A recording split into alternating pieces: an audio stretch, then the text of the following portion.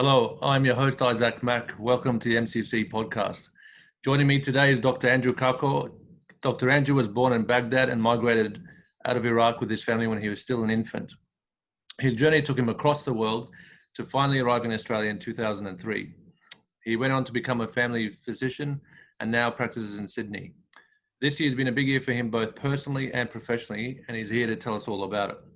Dr. Andy, welcome and thank you for joining us. Thanks for having me. Good to have you. Yeah. So 2020, it's been a crazy year for many of us, but there's also been some major breakthroughs for people as well. I know you've experienced some wins and blessings too, so tell us what's been going on. Absolutely. 2020 has been a year like no other. I guess 2020 has been a big year for me personally, both in my professional and personal life. Professional life, it's a year that I left the hospital system and went into community medicine. Okay. But I guess it's bigger in my personal life is that I got engaged this year. So Hey. yeah, it's good to get married. Yeah. Thank you. So I guess that's the big one for me. But it's been very trying in both trying to organize a wedding in the middle of COVID and also trying to practice medicine in the middle of COVID as well. Hey, I know a very good photographer. I spoke to him a couple of weeks ago. Should give me his number. He was on the podcast too, I think 2-3 weeks back, Sam. No, I watched it. Yeah, it's pretty good. Yeah. So have you been able to set dates and stuff for the wedding? Yeah, so we're meant to have an engagement party 6th of June. That just kept getting postponed and postponed. Our wedding date is 23rd of January, but we'll just have to, I guess, play by ear. So no one knows, basically, when things will start opening again. Yeah, that's true. Well, it's great. It's great news, my friend. Thank you. So that's some awesome news. What's been, I suppose, in your line of work, being a doctor, what's been the biggest challenge you think in 2020? There's obviously been a few. Absolutely. The one thing that comes to my mind is we have to do most of our medicine through the phone.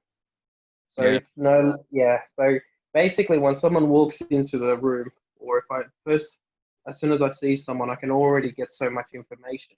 I can tell if they're limping. I can tell if they're blue or yellow. Yeah. There's so much you can tell by just the way a person walks, their color, the way they speak, the way they're breathing. So all of that just gone down the drain, and trying to work things out of the phone, trying to navigate the system, because when COVID was that rampant, things were changing on a daily basis, and we were getting information updated daily, if not hourly. So trying to navigate through all of that was extremely challenging, especially because we're faced with something that we don't know much about.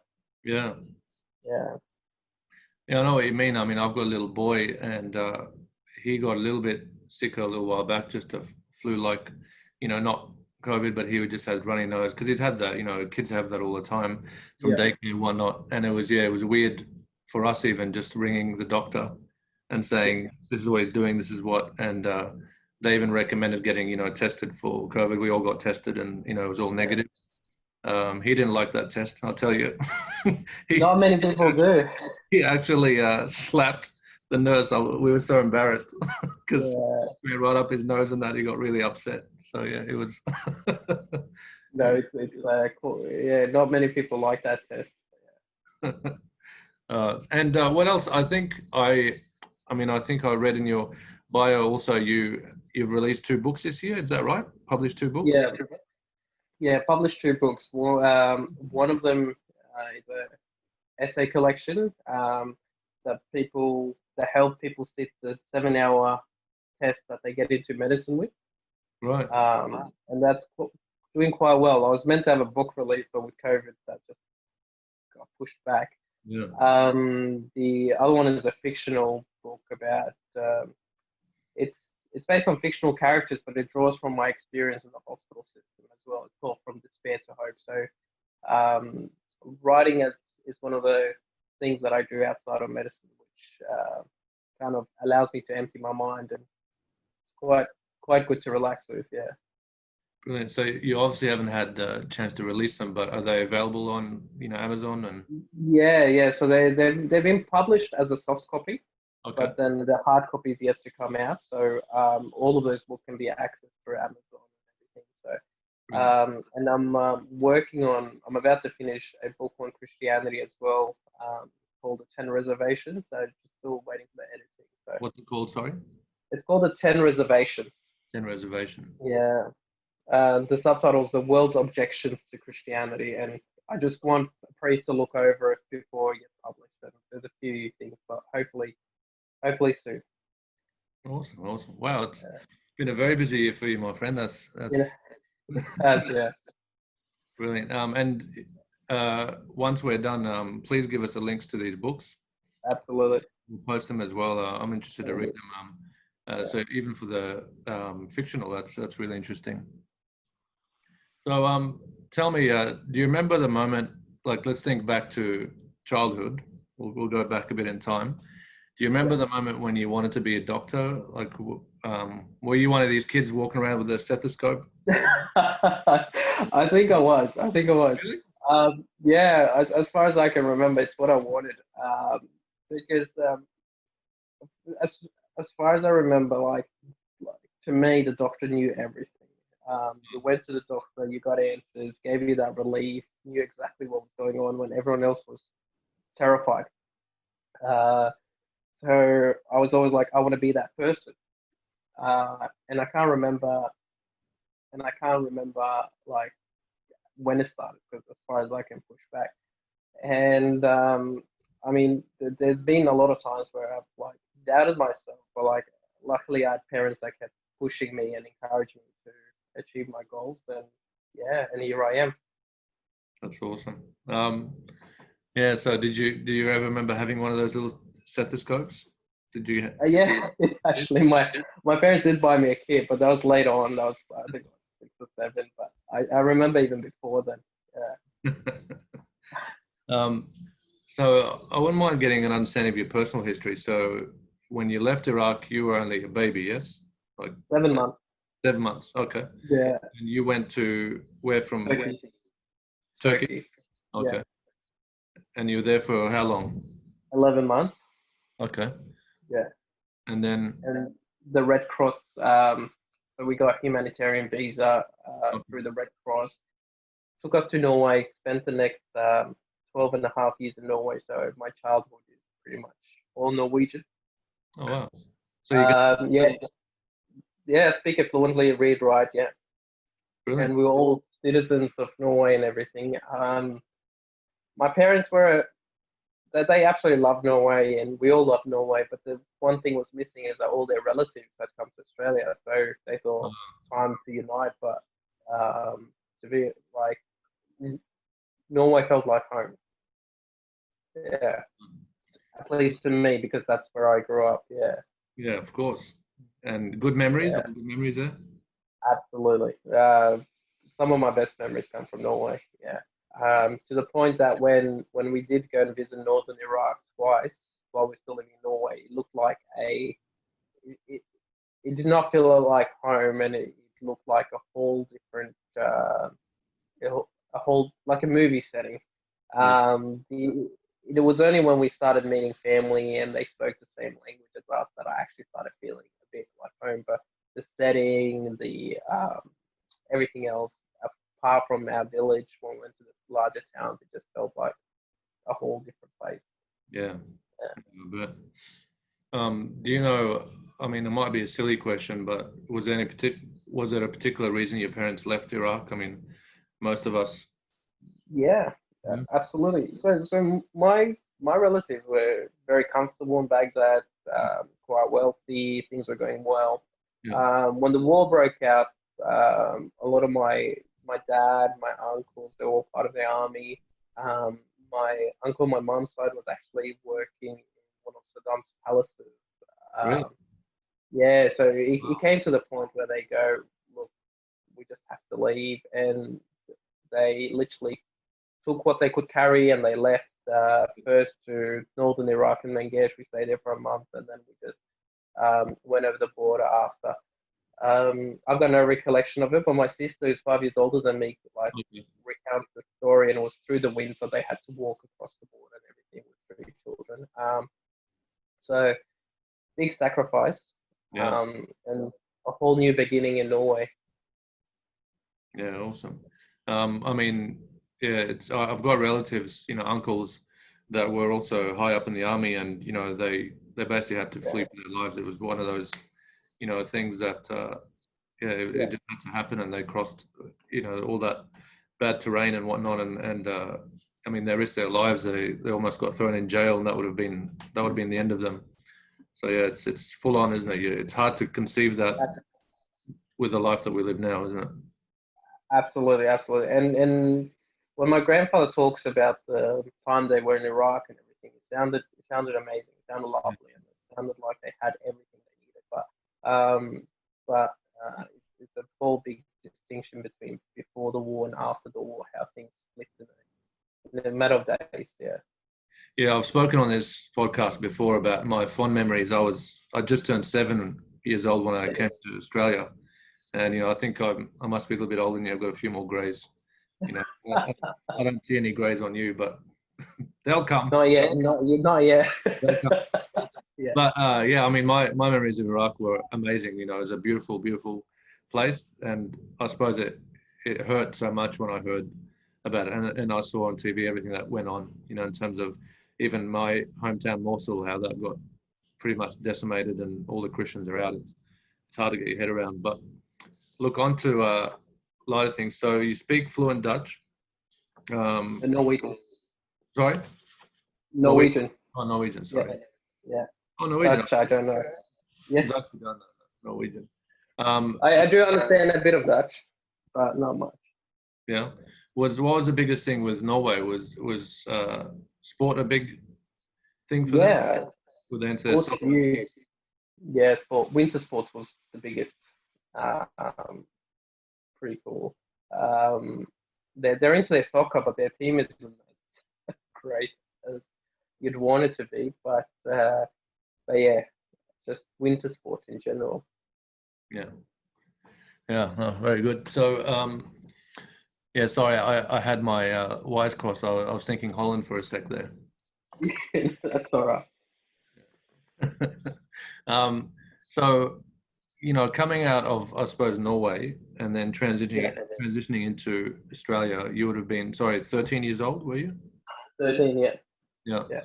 And then obviously you had to learn English, yes? They taught us really well English since year 2. Like, I knew my English really well. It was a bit like maybe the first week or so, Australian didn't sound like English because of their accent. So it did take some time to get used to it. My parents still not used to Australian accents. Like they still like struggle sometimes, and like they go, "That's not English." But yeah, no, I could get around. I didn't need to go to any special classes or anything. My English was quite good. Yeah. Okay. Good. What was, I suppose, some of the biggest challenges that you had or that you faced coming to Australia and between that and becoming a doctor? So Australia and Norway pretty similar. They're quite well developed. But like my idea of Australia before I came was that we would all be living in massive farms and hunting kangaroos and river life and running over crocodiles everywhere. That was my kind of idea of Australia before I came. But it settled quite well. The schools, like, I mean, I didn't have any trouble getting into school, but obviously my English wasn't as good as my Norwegian was, so it did take time and effort to focus on that. And even my HSC, I remember my English mark was my lowest by far, and it kind of let me down quite a bit. But yeah, just trying to rebuild the whole new friendship, trying to build relations, getting used to the culture. Mm. Yeah. Okay. And the studying and all that, aside from English, did that hold you back a little Yeah. bit? The English did hold me back, but what I noticed is that Australia, some of the curriculum is a bit, it's not as advanced as the European curriculum. I think Ah, the European curriculum is a bit ahead of the Australian curriculum. okay. So no, I had no trouble with the sciences. I had no trouble with the maths. It was actually quite. It felt like that was even easier. But the English, obviously, everything was in English now, so it did a little. But mostly, my biggest struggle was in the actual subject English. Yeah. Okay. All right. Well, so let's talk health. Um, Yeah. Now, for me personally, I believe there's definitely a place for medicine. But I also believe, I suppose growing up the way we've been growing up in our culture, Yeah. natural medicine is also there, with using food. And Yep. prevention for me is definitely the best cure before. Like, would you agree with that? Absolutely. If you can prevent something, then by all means, and natural therapies, like some, not all, because Not there's all. a lot of things out there. Yeah. Yeah, definitely. I mean, what's your approach to health, like generally speaking? My approach is uh, the way I do is that the way I see the human body is that I see it as the most complicated machine there ever has been and there ever will be in the whole universe. And if you think about the body as a car, we continually keep servicing our car. We hear a slight noise in our car, we go and repair it straight away. If we like our car, we put the best fuel, the best oil, we make sure the tires. And I guess the human body is the same. Like if Mm. you continually feed it junk and you don't look after your weight, then you don't exercise, and you don't, the chances are that you will run into issues later on. So, as you said, prevention is absolutely the best thing. Talk of natural remedies. There's a lot of evidence that things like honey and ginger and garlic has amazing um, therapeutic effects. Yeah, that's it. That's the honey, lemon, and the list goes on. And we One mix. encourage that. That's the way. But then there's a lot of things out there where you've got to be a bit careful before you trust it, because Mm. like with Facebook and Instagram, anyone can post anything. So you gotta trust your sources. You gotta make sure that what you look into. But I absolutely agree with you. I'm on the same page. Yeah, I mean, yeah, I know what you're saying about there's a lot of information. Facebook is, man, there's a lot of misinformation on that, and even Absolutely. I heard the term, Google Doctor. That's Yeah. just Yeah. Google anything. Oh, I have this symptoms, and you've got all these things, and Yeah. that could be worrying. Yeah. Yeah, absolutely. A quarter of my time in my practice is convincing people that they don't have cancer after they've been looking up their symptoms to A quarter of your time. Dr. Google. A quarter of my time.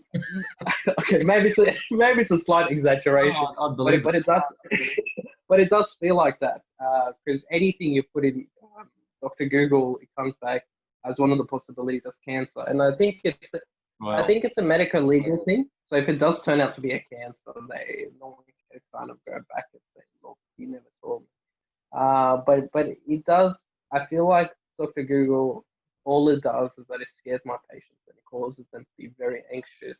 Yeah, it yeah, does scare them quite a lot. So the idea, I mean, Dr. Google probably has its place in that it might help someone who is slightly health literate, and understands what's going on. yeah, But for someone that has no idea and they just plug in their symptoms and then they see cancer, alarm bells start running, and the harm that that can do to some people is far worse than what it does to health. I agree. Um, but I think the way they're working on it, and I'm not sure if that this will ever work, but the algorithm is getting better and better. But Okay. to be honest, I don't think computers will ever replace humans as um, as doctors. But Who knows? Maybe I'm wrong. No, I agree. I'll just retire and employ a computer instead of. Very good. All right. Sometimes doctors get a bad reputation, for, I'll give you an example. Like doctors, that barely speak to you and just ask a few questions and then, prescribe you some antibiotics. Yeah. Does that frustrate you to hear about that? No, not at all. Look, it's not uncommon to hear that. I think in an ideal world, it'd be nice if the doctor can talk through every medication, because at the end of the day, if a doctor just gives the medication out without explaining it, the chances that the patient takes the medication is actually a lot lower than if they were explained. But the reality of things is that time limit is real. I've had patients that have been unhappy with me because I've all run behind time schedule. Okay. But what I tell them is that if the patient before you, say, came in and told me that their husband died and their 20 minutes were up, would I simply ask them to leave if they started crying mid-consult? Or even worse, if I found out that patient had cancer and I had to explain what to do and things like that, and they were in this state where they were in shock and the 20 minutes were up and they were crying, would I ask them to leave? And then the other scenario would be if a patient came in and told me that they had suicidal thoughts and that they were going to leave my door and kill themselves, would I then say, sorry, your time's up, I've got to see the next person? So I'm happy for the next patient to be angry at me, but I can't kick anyone out if that's what it goes through. And if someone can't understand that, I'll just let it pass and I'll apologize and I'll let them come in. But sometimes the only way to be able to treat everyone is to ask them to come back at a later time, because there just hasn't been enough time. And I guess if you're not given so much time by the doctor, maybe it's a good thing. Maybe it's because you don't have a dangerous diagnosis. Yeah. But one of my recommendations is that if you do want to talk a while and you have a lot of questions, is that when you're booking an appointment, ask for a long appointment. Okay. Ask for that. Because the reality is that in hospitals, when I was working in the emergency department, sometimes I had time to see one patient for an hour and I wasn't too busy. Yes. Those were the rare days. But sometimes I would have 20 patients in this time limit of 6 hours. And if I spent 1 hour with each of them, then I would have to cut my sleep out, stay in the hospital, and just, It comes to the point where the nature of our work, we sometimes have to just work a little bit faster, even though it's less than ideal. Yeah, that makes sense. So it's good for people to really be aware of that before they're coming into a doctor. So what I took from what you said, it's a very good point, is that if the doctor's basically being quick with you, that's a good sign. That means that there's nothing really serious, and what they might prescribe you is all you'll need. Not always though. Not always. It is sometimes a doctor might be skipping shortcuts. So my advice is to find a doctor that you build a long-term relationship with, that knows who you are, that knows your family history, that knows your medical history.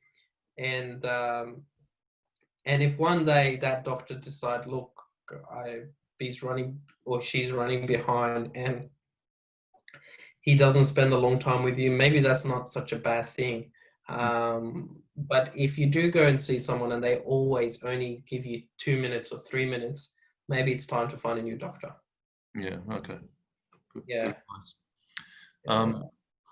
Andrew, Dr. Andrew, sorry, what have you been in? I know you've been in situations where you've had to deliver bad news. How have you? I mean, do you desensitize from that? Or, I know you're a human being just like everybody, but does it get to a point where it's too much sometimes, and how do you handle that? Oh, absolutely. Absolutely. So I'll tell you a story about my first year as a doctor, I was working in Tweed Heads Hospital all by myself. No, I had friends, but I had no family around, and I would spend maybe up to 70, 80 hours working. So my life almost became the hospital.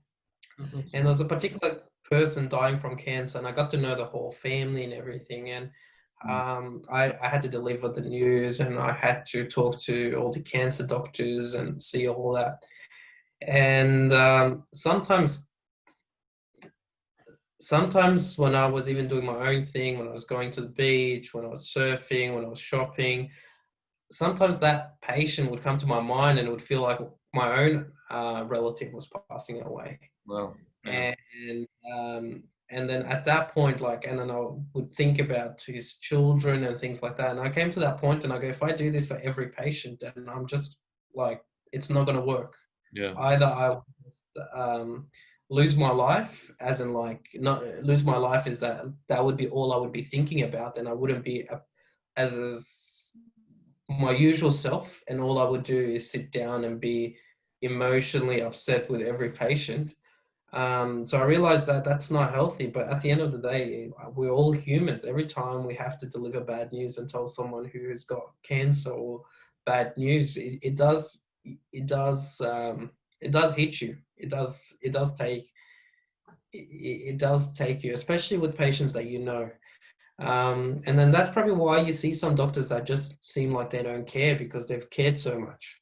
Oh, Yeah, in our field there's a there's a term called emotional fatigue, where you just care too much to the point that you can't care anymore. Otherwise, you'll just that's all you'll do. And if you care too much, you can't care for the other patients. So I came to the point where I realized I needed to detach myself a little bit from that sort of thinking, so I could also look after the other people. Since then, so what I've done since then is that I've focused more on my own life. So I do spend more time reading, writing, exercising, and I separate my professional life with my personal life. So absolutely, it does take a toll. Well, I think it's great that you recognize that at a young age, especially when you first started becoming a doctor, because the harsh reality, all you got to do is see a doctor who's been doing it 20 or 30 years longer than you, and you know what the result is. So I think that's fantastic that you've already recognized that, and you've taken steps to make sure that you have a nice, long, happy career. Absolutely. Yeah. Absolutely. Hey, you mentioned that. Is this true? Like, so people have come into you who are contemplating suicide, so they're mentally. Has that happened a few times with you? And it's one of the biggest surprises with doing medicine is like I could see someone in the shopping center that I work in laughing, carrying on and everything, and they seem like really happy individuals. And when they come into my office, they tell me that and they show me scars where they've self-harmed, and then they've told me about previous suicide attempts, and there's been they tell me that they want to commit suicide. And on quite a few occasions, I've had to call the ambulance to take them straight to the emergency. And sometimes I've had to, over the phone, I've had to send an ambulance to them. So it's one of those, I guess, I never knew it was so frequent. When I was growing up, like my parents looked after us really well. I was in a loving family. I thought the world was like full of rainbows and sparkles everywhere. It just like really hit me how many people are on antidepressant and how much depression there is, how much anxiety. So all the teachings from a little kid that said that the world was broken and I wouldn't believe it, and now you can actually see it. You can actually see how broken the world is. And I guess part of the problem is that we're not willing to admit that the world is broken, only behind closed doors. And then we all put this fake smile where we try to drown ourselves with alcohol and trying to fill all our empty gaps with materialistic desires, and which is probably causing more stress, because there's people that keep coming up to me and they say, I'm in so much financial security, I have to forfeit on my mortgage, or I have to forfeit on my brand new Mercedes that I took out on finance and things like that. So it's, the mental health is a real thing. And have you seen that increase in terms of more people struggling with mental health? So absolutely, during COVID, yeah.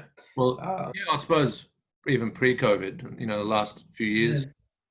I mean, I wouldn't be a good judge of it because my exposure to, I haven't been a doctor as long as some other people have. Okay. And it's my first year in community medicine. Yep. But from what I've read and from what I've talked to people, and it seems like depression is going up. And also in hospitals, we used to see kids as young as 13 or 12 attempting suicide. Really? Yeah, and it's very sad. And you would, when I was a medical student in the Royal Perth Hospital, we would constantly see 17, 18-year-olds having committed suicide, and we try to revive them. So as a doctor, it's you just wake up to how broken the world is. So and in a way, it does bring you down, but in a way, it makes you realize how precious life is. Oh yeah. It really does. It really does. And there's a silver lining to it. I don't want to sound like it's all doom and gloom, but hold on to what beauty that you have, because it's precious. Your family, your parents, your siblings. Yeah. Hold on to them tight, because there's something really valuable in that. And yeah, and the one thing that I found interesting is that people that belong to communities and tend to do a lot better than people that don't. Agreed. Yeah. Yeah. Yeah. I mean, I was going to say, and sorry, with COVID, going back to COVID, obviously you've seen an increase in mental health issues. Yeah, absolutely. It's something that, I mean, I put out I suppose a video just talking about things that have helped me overcome mental issues and whatnot a few weeks back, because I felt compelled to, number one, and secondly, I felt like the media haven't been really talking about that. They've been talking about COVID cases. That's all we hear every day. Yeah. But they haven't been talking about, there's been an increase in suicide, obviously suicide attempts and that. But you've obviously experienced a bit of that.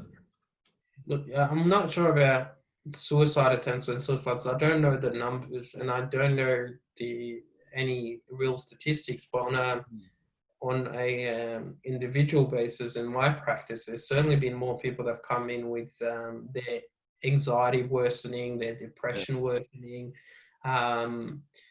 So there's been a lot of, and then I've been referring to psychologists, and now people that I could get them in within a week to see a psychologist now being pushed back 3 to 4 months. So it seems like people are really doing it tough. Yeah. I remember as a younger person, when I used to hear it, because I grew up in Queensland, and when I used to hear that, I think when I was there, Queensland had probably the worst suicide rate in all of the world in terms of as a state. And I remember as a kid, I got angry at that, because I was thinking about my background in Iraq, and how people are living there, and no one's actually trying to commit suicide there. They're trying to just get by and live.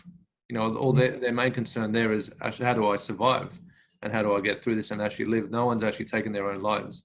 It's interesting how you come to a country where there's so much freedom and there's so much opportunity and goodness here, and then you find that there's people having.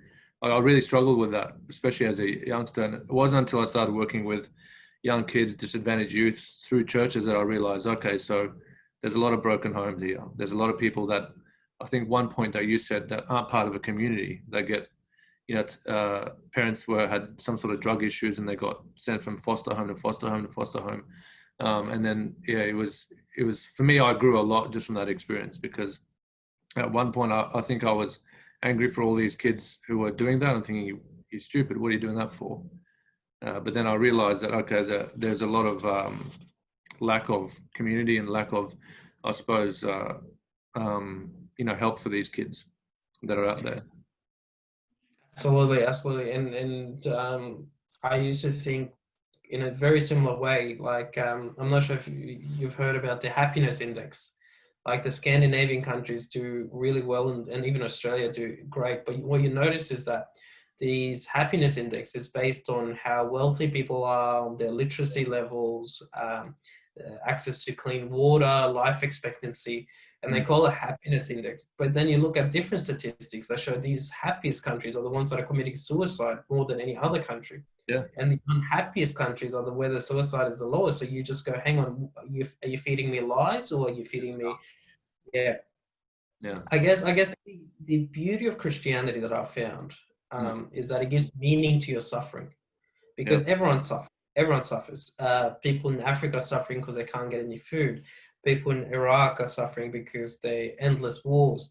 Yeah. People here suffer not because of a lack of food, not because of a lack of housing, but sometimes they suffer because when they have everything, they no longer need to do anything. And I guess all of a sudden your purpose to provide for your family is taken away from you because Centrelink will step in, or your purpose to make sure your family is secure is now taken away from you because we've got excellent police here. Yeah. All of these purposes being taken away seems to leave people very empty. So their new suffering now becomes not having purpose. More logical, rather than physical. And I guess there is no escaping this suffering. But the beauty of and I mean, in Christianity, with Jesus Christ ended up with the greatest suffering, right? Despite him not deserving it. So you see that in Christianity, the beauty of it is that it doesn't kind of deny suffering. It tells you that you will suffer, but what it does is that it helps you find meaning in that suffering. And I think that's what's missing, in that people can't find meaning in their suffering anymore. Yeah, that's a very good point. So in your own profession, I know it's a strange time right now. Are things going to be different post-COVID? Hard to tell. Yeah. Because if this question was basically only related to health, I would say yes. But there's so much politics involved that this question is no longer just a health-related question. It's now, it comes to the point where politics has got involved, and that's where things don't make sense anymore. One of the examples that I want to give you is the Queensland border not allowing that young girl from seeing her father or her family when he was passing away. Exactly, but then we have like famous people like Tom Hanks and rugby players being the free permit. So I can't answer that question because it's no longer in the realm of just health. It's just political. But if it was just health, I think once we get the vaccine, and I'm happy to talk about the vaccine, but once we get the vaccine, it will slowly go back. If we don't get vaccine, it will take longer because we do have a model to go by, and it's the Spanish flu, which happened around 100 years ago. Yeah. So, and that took many, many years. We didn't have a vaccine then, but things did go back to normal, but a lot later. Yeah. Yeah, you're absolutely right. Yeah, I mean, don't get me started on the politics. I don't usually rant on social media. My wife will probably argue that point. Actually, she says I rant, but I did really rant about that poor little girl not little girl, sorry, she's an adult, but that couldn't see her dad, and and the double standards and all the health minister getting on TV and saying, well, Tom Hanks and these celebrities are bringing revenue to our economy. I'm thinking, are you listening to yourself? The worst part of that is that she was from Canberra and they had no COVID cases for so long. Nice. And it wasn't a health issue. It was, and even the Prime Minister got on board, and a lot of doctors. The thing is that you got to be a bit careful when the media says the doctor stated this, or the Right. main doctor of, or the health representative, or the health minister. A lot of doctors are very divided. They're Yeah. extremely divided about these political issues. But as a doctor, it's kind of, it's not safe for a doctor to voice their political opinion, because basically you can, if you do say that there has been doctors, and I'm not trying to defend some of these doctors, because some of the things that they did say were terrible, but your license is on the line if you were to say something that probably didn't pass the pub test. Yeah. Well, speaking of which, I mean, you've got Victoria's a bit of a mess right now.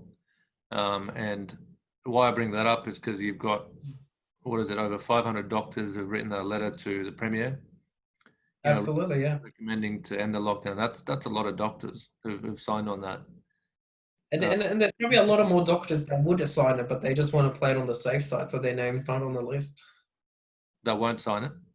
Yeah, that won't sign it simply because they don't want their name on the list. Yeah. Yeah, they completely agree with that, but they won't sign it because they don't want their name on the list. They want to play it safe. Yeah, I remember speaking to Dr. Konka Fataris. He leads the Australian Christian Association, and he was saying that there were doctors in Melbourne that had their license. I don't know if they were revoked or just suspended because they said certain stuff on social media. So I suppose, yeah, you do have to be careful. Yeah, you have to be careful, and I mean, it's not just, I'm probably painting the wrong picture. It's not a persecution. I'm not trying to write a picture where doctors are persecuted, but as a doctor, you got a lot of, one of the things with being a doctor is that you're stepping a fine line, because basically I have people coming into my practice, I write them a prescription. If I don't explain what that prescription is, they just take it and they put it into their mouth, and it could be completely poison. So doctors, whether we like it or not, has a lot of authority. So, and with authority should come responsibility. So I completely agree with that point. But so as a doctor, you got to be a bit careful what you say, no matter whether your license is on the line or not on the line. Yeah. Yeah, as a doctor, you just have to watch out, I guess. Yeah. Well, I wanted to ask you also, obviously, about the vaccine. Not so much because we don't know what it's. I mean, you might know. Obviously, you'll probably know a lot more than me, but I know it's been paused right now anyway because of certain issues with it.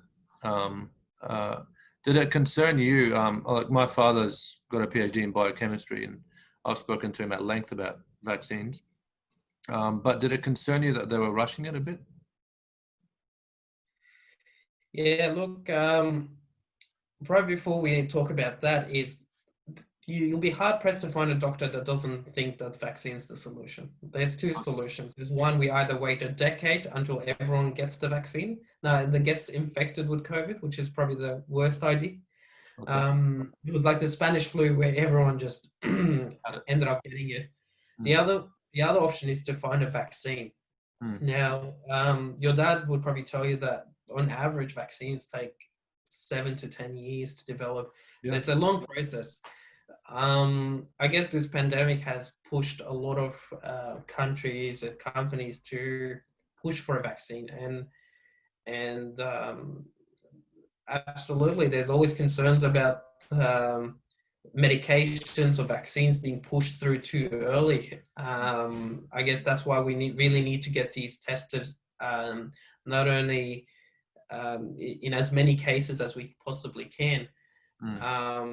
What I do want to reassure for anyone that listens is that a doctor who will review the way these vaccines are being tested, and if they don't feel like that it's a safe vaccine, there's a lot of other vaccines that are being tested. Australia's contracted 2 different companies and universities. One's the one that you mentioned from UK, AstraZeneca. The cases have been resumed for that one. They found out apparently that the person with the side effects was on a control group and didn't actually receive the vaccine, from what I understand. Yeah, so they're either planning to resume or they've already resumed at this time. But the Queensland one is showing a lot of promise as well. So, and then from what I've heard, and there are plenty of vaccines around the world that are also showing promises. Now, I guess we just got to assess it case by case. Is it rushed? Maybe, but do we need a vaccine? Absolutely. I used to working in Tweed Heads. There's a town nearby called Byron Bay. Yeah. And they've got the lowest vaccination rates, and we used to see some dreadful conditions. Really? Yeah, poor children used to get meningitis Oh. because the parents refused to vaccinate. They would be on the verge of dying on things that would be easy to treat, very easy. So do I think vaccine has done more good than harm? Absolutely. Absolutely. Would I vaccinate my own children in the future? Yes, absolutely. But I think it's important to be well educated in this area and assess each vaccine case by case. Yeah, I mean, I've got a little one, and I suppose one thing that I realized as a parent is that we just went along with what vaccines they told us to give. Absolutely. Yeah. It wasn't until after the fact that I looked at it and went, oh, it has this in it, this in it, this in it. So would you encourage parents to do, I suppose, a little bit of research? I mean, I do now. Absolutely. Look, I mean, with anything, whether medication, whether vaccine, I think people should take a lot of initiative. Yeah. My job as a doctor, especially in community health, is mostly education. Okay. Mostly education. So if you find a good doctor, they will talk to you and work out what's happening a quarter of the time, or up to half the time. The rest of the time, they would actually explain to you what's happening, what to do, what the medication is, what the side effects is, where it comes from, what it's been made out of, all these things. A sign of a rush job is a doctor that doesn't explain the medication or the side effects or the vaccine and things like that. Yes. So I think there's a lot of fear about vaccines out there. Yeah. And I think most of it is because of a lack of education. And I think doctors have a big role. A lot of parents come up to me because at the end of the day, you're putting in something in your children. So you better know what it is. So I do spend a lot of time educating. I don't actually put the vaccine myself, but it takes longer and it should be that way, to explain what the vaccine is, what it isn't, where it's been made of, side effects, than actually just injecting it. The injecting part, it takes 2 seconds. Yeah. The one issue with doing education is finding the right resources, the reliable resources.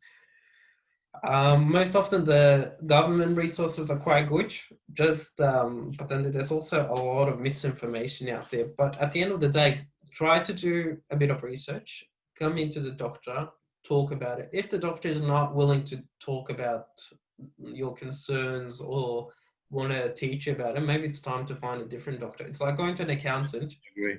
And the accountant say, okay, just give me the paperwork, leave it to me, and doesn't educate anything about you and what papers to bring in, what to collect, and things like that. Same thing, no difference.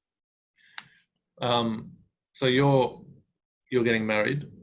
Yeah. Obviously, there'll be a honeymoon. Why I say that is that, do you think they'll actually allow international travel with that vaccine? Yeah. Well, I promised her. I made the mistake of promising her a honeymoon in Bora Bora.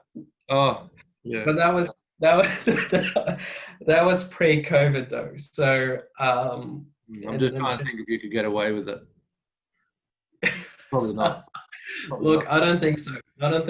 I guess honeymoon would probably have to stay in Australia. Hopefully, well, we're looking actually at with some Cairns and the surrounding Great Barrier Reef, Hamilton Island, those places. Yeah. The other option is Esperance and WA. Yeah. Those two are, some of the most beautiful places in Australia that I know of. We'll do honeymoon part 2 and part 3 just to make up for it. You know, this is on record now, so she's gonna hold you to that. So, No, she's really good. you're a brave man. Setting myself up for high expectations, but that's okay. I respect that. That's good. I was going to say, so a friend of mine that I've learned a lot from, he once said that being a doctor is not a job, it's a calling, because you're actually healing people. Is that how you see it? Yes. Yeah, it is, as much as I don't want it to be.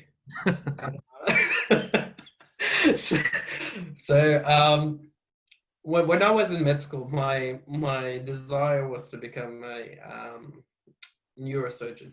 All right. Now, yeah, so that was my desire, and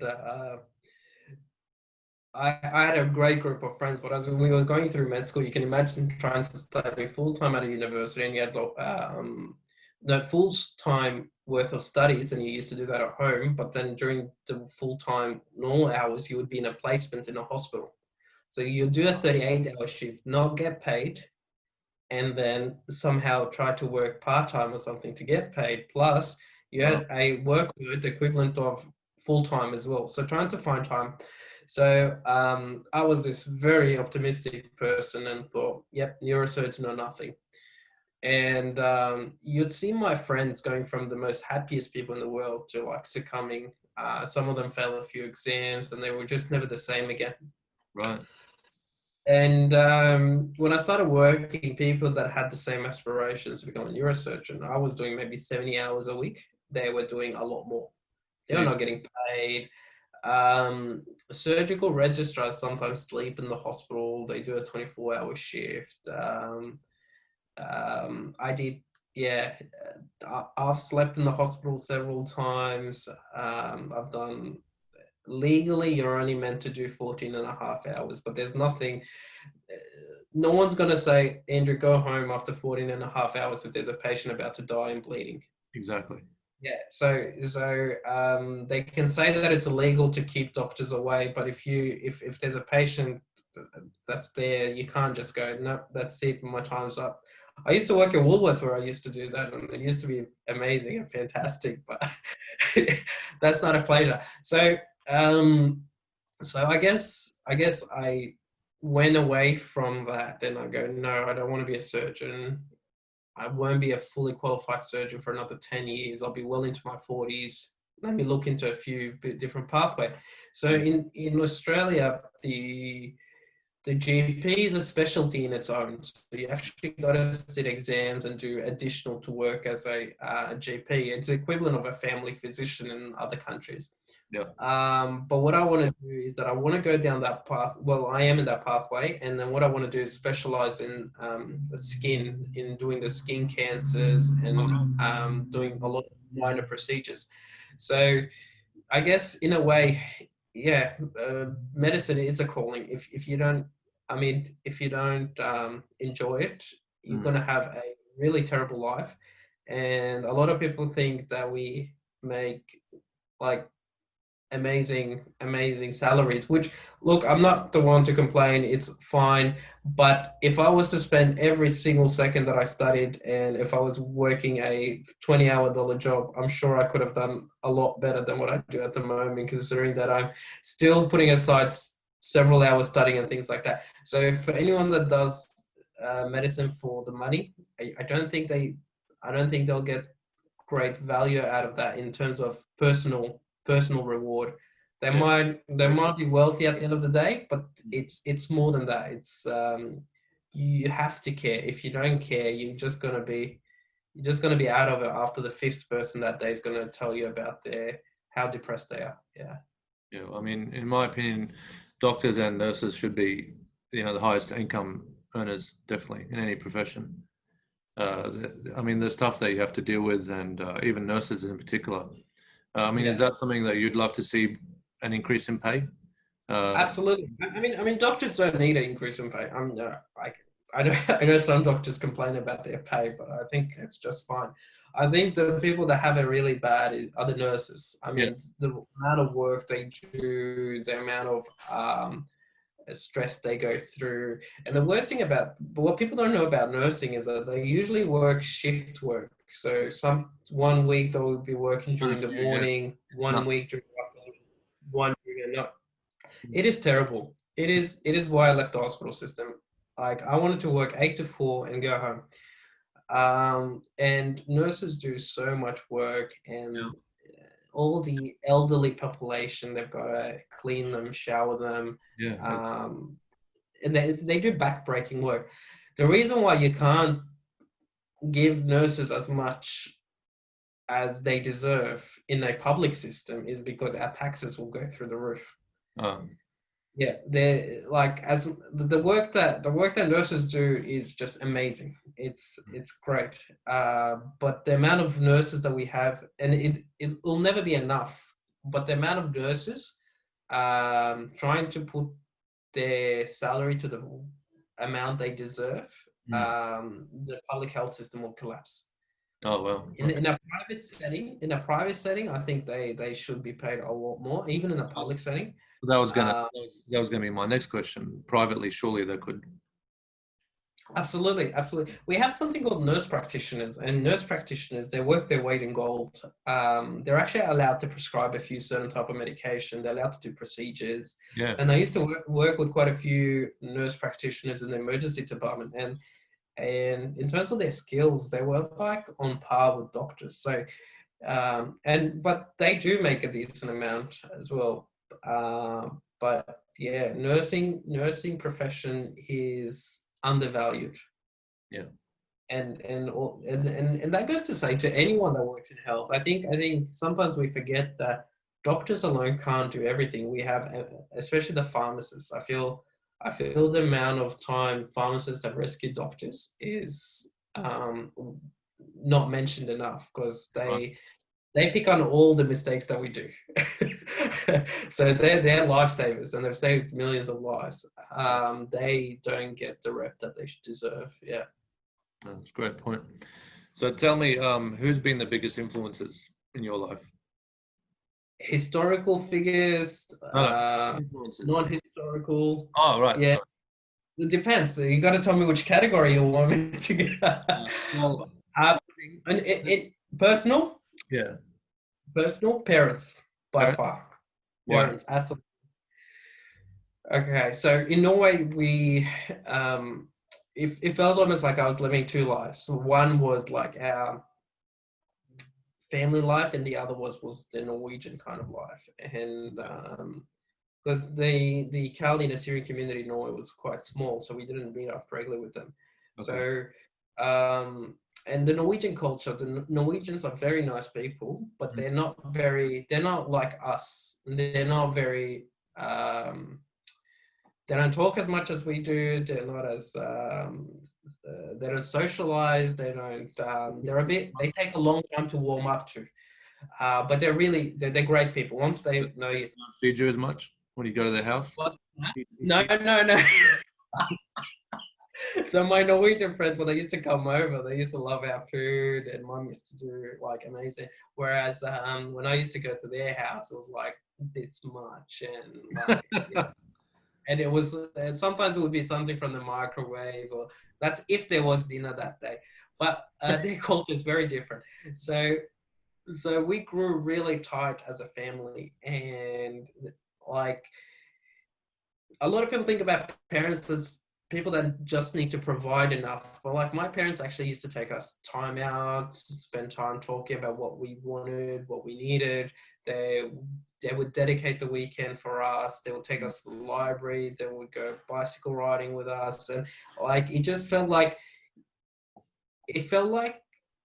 they cared. They spent time. I think time is the most precious thing anyone has. 100%. And if anyone is giving you time, time and love. If anyone's giving you time and love, don't take it for granted. Good. Yeah. So and dad and mum sacrificed everything. They were quite comfortable in Iraq and everything, but they left to give us a future. Yeah. And there was not a thing that I needed that they didn't provide. So everything I have and everything I've achieved, I owe it to them. Yeah. My siblings ahead of me, so they were the first ones that I knew that went to university. No other relatives went to university. My sister, one of them became a teacher and the other one's an architect. So it was being the third child, and I had to like try to replicate their achievements. So they were a really good role model, but yeah. And you mentioned historically, so there were people or Yeah, absolutely. Absolutely. There's a huge list of historical figures, but not Saddam Hussein. Sorry, I'm joking. One thing you'll know about me is that I've read so much about politics that I just don't want to go anywhere near it. Like, fair enough. I can't stand it. But look, Jesus Christ, like that's both as a religious and as an example, and a historical figure. So if the interesting thing is if you try to take away the divine and you just focus on the historical, even that alone is so magnificent, and people and you don't need a Christian to tell you that. You get atheists to tell you that, and you just look at history and how he shaped history, and there's not been anyone more influential than Christ, whether you even if you take away the divine. And yeah, well, what would Jesus do? Yeah, that was taken by non-Christians all over the world, because it was like, what would Jesus do in that situation? And it worked excellent because it used to remind us to be more like Jesus. Yeah, absolutely. Yeah. Pope John Paul II, Pope Benedict, and then there's 3 authors that I really like, and they all went to Oxford University together. I don't know if you've heard about C.S. Lewis. Yes. Yeah, Tolkien. Yes. And my personal favorite, Chesterton. Okay. So C.S. Lewis wrote Me, Christianity, and he also Narnia. Narnia, yeah, the books of Narnia. Yeah. Yeah. J.L. Tolkien, Lord of the Rings, and he wrote a lot about Catholicism. I didn't know that he wrote about Catholicism as well. Yeah, he was one of the most staunch Catholics. Okay. And Chesterton, which is my favorite. Yeah. Why Chesterton? So I'll let you look into it, but then he wrote a book called Heresy and Orthodoxy. Yes. And the way he explains Catholicism, you just look at it and you go, it's so relevant, and it's brought into modern history. Like he explains, and the way he argues a point and he formulates it.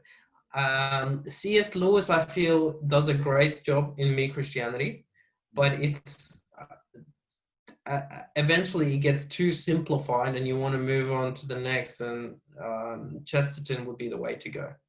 Yeah. Very interesting. Very good. So what advice would you have for aspiring doctors? Contact me. Okay. Leave your number at the bottom. So aspiring doctors, look, first thing I'd say is it's I could not imagine being anything else apart from a doctor. Like, I can't see a career where you get to see the most pleasurable times in a person's life, like giving birth to a child, the worst times of a person's life after an accident or being diagnosed with cancer. You never see the inside of the body with any other career. You don't go into the mind of anyone else's. No one's going to be. I feel like we have such privilege to the point that I feel like we even get some of the priest privileges with reconciliation, because when people come into us, they know that they trust us so much that they tell us their inner secrets. Like, and there's no other career where you would explore a human person the same way as a doctor would. But in doing so, you want to make sure that this is what you want to be, because there's so many sacrifices that you'll have to make on your way. And time is, Yeah. if I could buy time, I would buy it no matter what the price is. Because when you do go into medicine, you'll lose a lot of time, and there's time that I could have spent more with my family. There's time that I could spend more with my fiance. Like, time is a big issue. And I guess that's part of why I went into the family physician pathway, is because in the hospital system, you almost get married to the job, and I didn't want that. Yep. So someone coming into thinking about becoming a doctor, that 6 years of study, basically you've really got to be prepared just to ride that off. You know, would that be fair? Yeah, but I don't want you to see it as I don't want you to see it as a write-off, though, because it'll probably be, because my university years, it was some of the best years in my life. But you got to be ready to sacrifice the life that you know. Well, that's really what I was trying to get at, because I think a lot of times in this day and age, people don't have the patience and persistence and perseverance, stickability to just, commit to something and see it through. So you definitely recommend to, really just knuckle down for that 6 years. Absolutely. My number one recommendation is, are you sure you want to do this? Good. It's not something you do half-heartedly. Because if you were to do it half-heartedly, I've seen people, very intelligent people, try to do medicine half-heartedly. They probably don't get in the first place, because you got to put a lot of effort into getting in a place in the first place. Because you got to sit a 7-hour exam, you got to have great grades to begin with. You need an interview, so that they're putting a lot of place, and you're competing with international students that pay $300,000 just to get a place. So yeah, right. Yeah, so trying to get into there half-heartedly, I think people waste a lot of time, despite your level of intelligence. It needs commitment from the very beginning. So either you completely commit to it and you run the risk of not getting there, or you just don't do it at all. So you can't be on the fence. You can't be on the fence. It's not something you can be on the fence. But once you do get in, I think it's important to keep some sort of a life outside of medicine, because the people that haven't had a life outside of medicine, they become a clog. They become part of the furniture. They lose their identity. They lose their mood. They often lose their faith. They become just they just become a wall in the hospital, and they're there always. Yeah, no, fair enough. Look, we've touched on it here and there about, I suppose, the demand of your job. But what would you say are the main habits that you have to keep a good balance in life, like a good harmony in life? So I wake up 5 a.m. every morning. I spend a good 30-45 minutes exercising. Good. I spend an hour getting up to date with any new health advice. I brush up on any new thing coming through with the email. I aim to get to work at 8:15 to start at 8:30. And when I get back home, I do something I enjoy, like writing, spending time with family, fiance. And to be honest, one of the things that I do is that I turn my phone off. Okay. In order to achieve what you want to achieve, you gotta remove distractions. You gotta remove distractions. And one of the things that carried me right through this medicine and everything is my faith.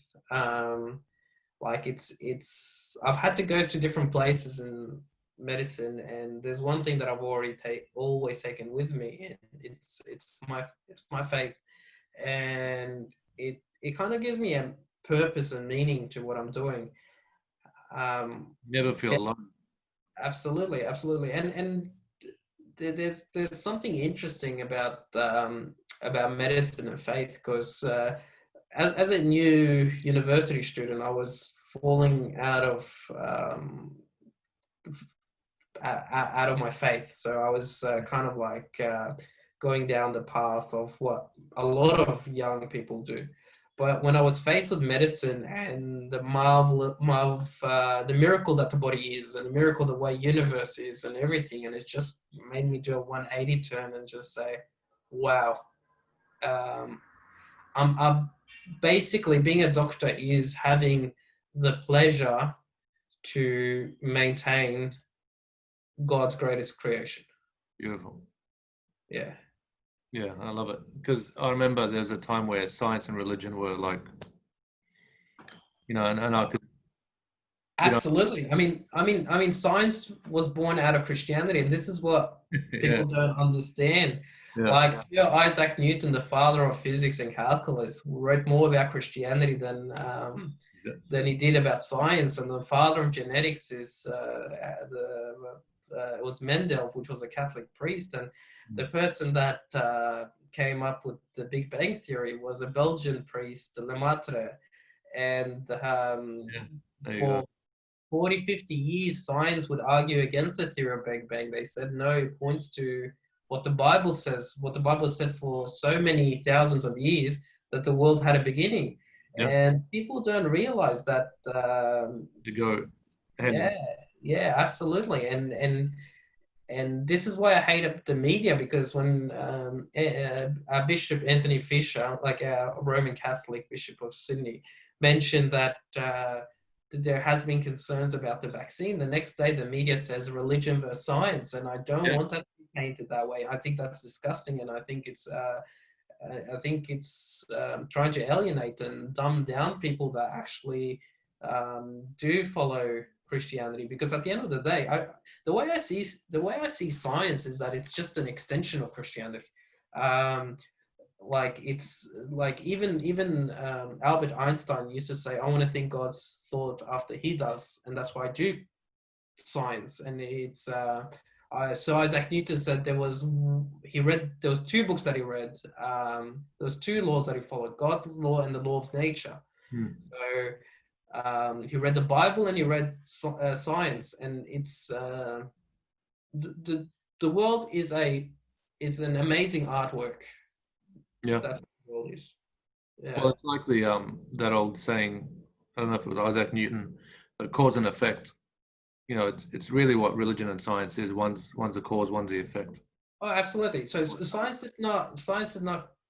happened, came as a result of European thoughts where Christianity was flourishing. It did not come from, it didn't come from Africa, it didn't come from South America, it didn't come from Oceania. The East was quite intelligent, had advanced civilization like China and India, but science didn't come from there.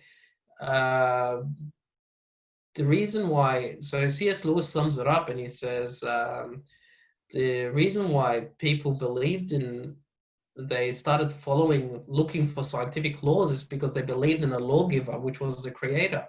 They believed in, So it's probably worth reading up on that and realizing that just because you're a Christian doesn't mean that you can't be that you can't follow science. And the thing with science is that it's not something you believe in; it's something that you do. It's a thought process. You have a hypothesis and then you follow that. And some of the greatest scientists today in the world are Christians. Yes. Yeah. We've got to wrap up in a sec. I'll just a couple more things I just want to ask you. I know we touched on the influence that your parents have had with you, but since that you're engaged now and soon to be married and, potential kids after that, what do you think some of the greatest lessons that you've learned that you want to pass on to that next generation? So I want to replicate what my parents had with my fiance. So in the loving, caring family. So I was very careful in choosing who I would spend the rest of my life with. You look at medical history? Yeah, I did. But I was very, very careful because you would because the person that I would marry would be the mother of my children. So I took a lot of care, and a lot of people are telling me that, Andrew, you're getting old, you need to start settling down. And I go, no, I need to find the lady that wouldn't be Iraqi people telling you that, would it? They would never. They would never say something like that, would they? No.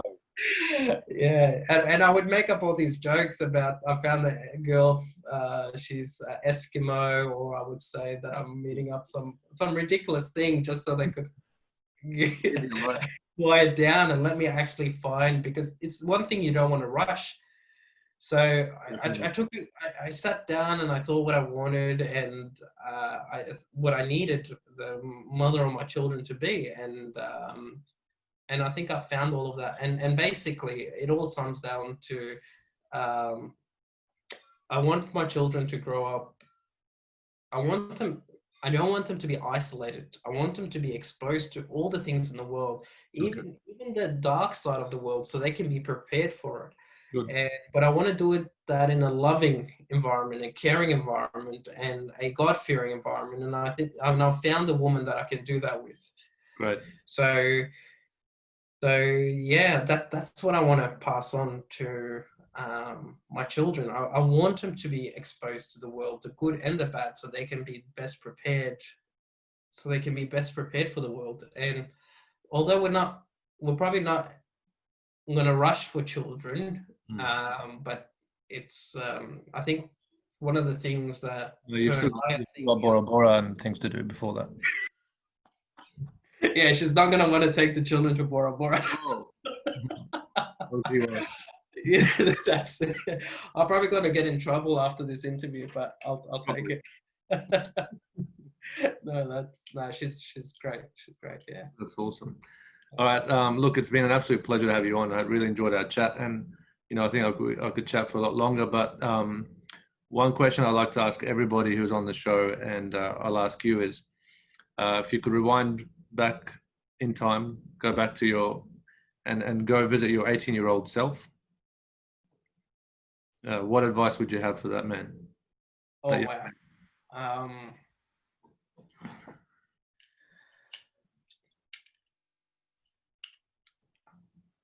I think it's a tough question, but basically I would say silent all the distractions and noises and focus on your goals. That's great advice. Great. And that's so relevant to today. Put the phones down, be in the moment. And it doesn't matter if people are upset with you at the end of the day, if you take an hour to call back, but you need to get your things done. Because if you don't grow, then you can't help yourself. And if you can't help yourself, you can't help anyone else. Yeah. And look, also, I think you put some great advice too for anyone want to be successful in some area of life, especially the way you start your day, because I'm a big believer in that. I get up at 4:30, the very latest 5 o'clock in the morning, and just have that quiet time, to myself, read, grow, exercise, and then your day is set up. You're already so far ahead just by starting your day right, for yourself, and then you're able to give more of yourself. Absolutely. So, yeah, some great things. But yeah, sadly we have to leave it there. So really appreciate your time. Thank you for spending time with us. I'm sure people will get a lot out of this. Any last thoughts before we let you go? I think this podcast is amazing, and I can't wait to see it continually grow. And do welcome me back. Yes, we'll definitely have you back. That'd be great.